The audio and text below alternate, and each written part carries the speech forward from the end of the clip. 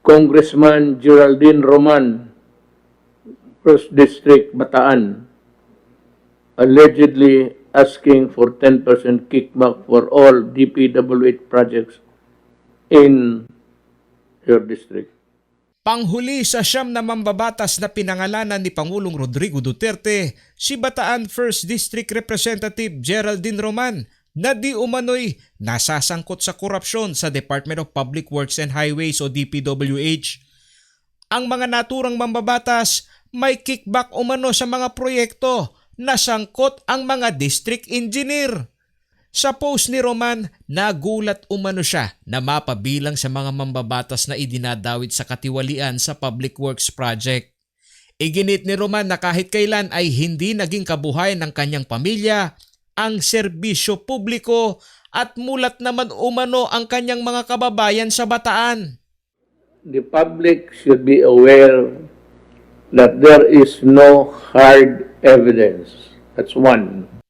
Salita niyang ito ng Pangulong Rodrigo Duterte, naging komportable si Roman na malayo ito sa katotohanan dahil wala itong verified o matibay na impormasyon sa akusasyon. At ang hamon niya sa mga nag-akusa ay ang bukas na investigasyon upang mapatunayang inosente ito at malinis ang kanyang konsensya.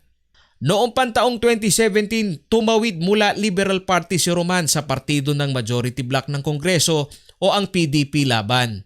Sa siyam na pinangalanang kongresista, ang kilalang kritiko ng administrasyon na si former Ifugao Representative Teodoro Bagilat Jr.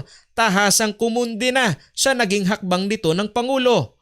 Ang kanyang tweet na may hashtag, "Lumang taktika na yan," pinasinungalingan niya ang issue ng kickback.